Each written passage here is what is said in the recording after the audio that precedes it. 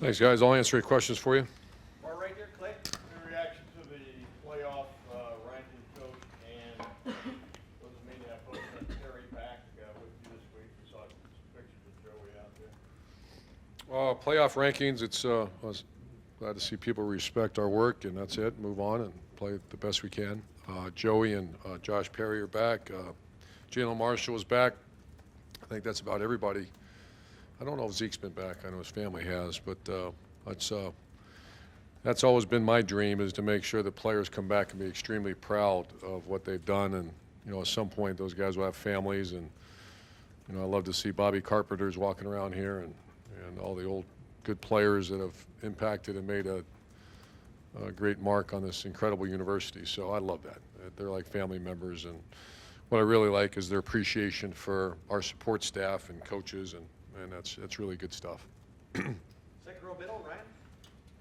Tyler Durbin's 45-yarder was the longest field goal that y'all have made since the middle of the 2014 season. Do you have like a range with him that you'd be comfortable up to using, and how confident would you be, say 50-yarder, for example? I mean, it depends on the wind and the elements and those type of things. But I wish that son of a gun had more years. I mean, he's a very good kicker. So, I mean, I'm in that range, but it depends on the elements. Front row middle, Dave. You mentioned you were going to talk to your team about the college football playoff implications. I'm sure it's a conversation you didn't want to have, but have you had that conversation with them yet? No. You had mentioned you're planning on talking to them about it. Is that just something you're going to avoid? Not avoid. I don't have a script. Talk to them about other things and focus. And I thought we had a very good practice, and that's more important than anything else. Front row right, Austin. I think you mentioned last weekend that Curtis Samuel had caught your eye first spring practice or early on. Do you remember what he did? Yeah, his toughness. He went.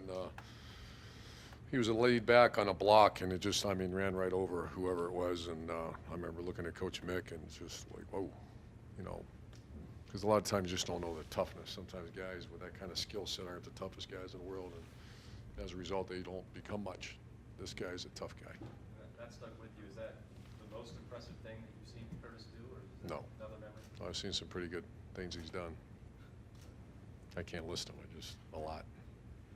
Far left there, Matt. I'm wondering how how Michigan State and the program's been for years. When you look at what they're going through this year, do you look at it as dangerous? Because Extremely dangerous. I know their personnel. We recruited a lot of those guys. I think there's well coached as any team in the country, and of course. I'm wondering if, because they had lost 7 in a row, and I know Rutgers is struggling, but they win that game last week, and there's any thought they're getting in order. Sure. Time for us. Yeah, absolutely. And once again, there's the guys that played in games, and that's one of the things is there's young guys maybe first time playing, but they know them, and they know it's a rugged game. The third row right, Tony. Where does the secondary rank in your coaching career, do you think? Our secondary, I don't know. Pretty good. First, second, third, sixth, I don't know. I can't How pleased are you that with remember Coach yesterday. Combs and What's Coach that? Shannon? How pleased are you with Coach Combs, Coach Shannon's vision coming together with that group? Well, Coach Combs has a nice track record here. Very respected across the country for what he does, very respected within this facility. You think of some of the great players he's developed here. And then Shiano was just like the perfect mix in that room. Four extremely qualified guys, in my opinion, 4 coordinators in that room. Front row right, Tim. Yeah, Urban, obviously Mario McCall played a lot more last week, Benjamin Victor. Part of it was, I'm sure, because of the score, et cetera, but you've had some freshmen kind of stepping up.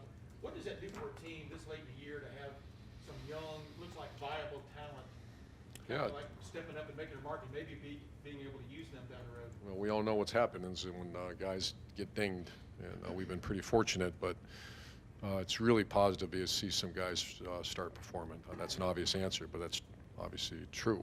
And we know how rugged these next few games are, so it's great to see some guys start to develop.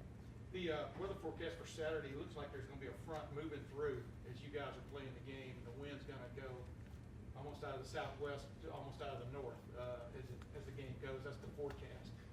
Y'all y'all seem to have a little problem with the passing game and the wind at Wisconsin and Penn State. Is there any way, I mean, Ed Warner even brought it up when we were talking to him a couple weeks ago. Is there any way to prepare for something like that, or does it? We do. We throw water on the balls and all those kind of things, and you can't.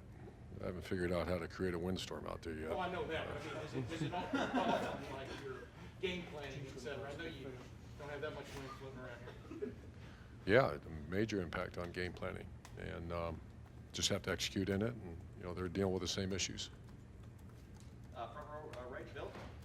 I asked you about the defensive line yesterday in the conference, so I want to revisit that a little bit. How concerned were you going into the season that, especially after you lost Mason Sprinkle, that the interior line could be a real issue with you guys? Very concerned, and I'm concerned about everything until I see it. And I think we have one of the best D-line coaches, if not the best D-line coach in America. So I got a lot of confidence in him, and he usually develops guys.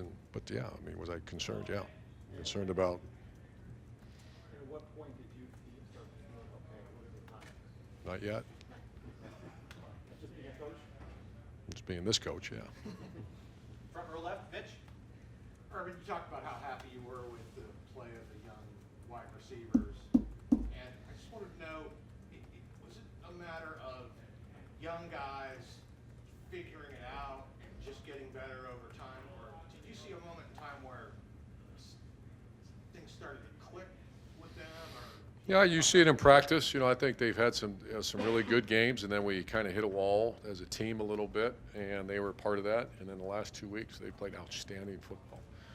And a lot of the things you see and a lot of things you don't see, and I do. I see guys contributing on special teams. I see guys blocking.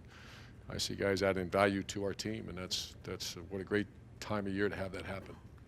And final question, second row left, Ari. Ruben, I asked you on the call yesterday about Donnie Corley. I was just wondering, you said you were familiar with a lot of their players, and he was one of them. What is it that he does so well on the field that might have caught your attention, and why do you think that he's been able to become such a... Yeah, just a good player, and I remember that he made the game-winning catch in a big championship game, and so those guys are usually turn out to be very good players. Thanks, guys. Thanks, Coach.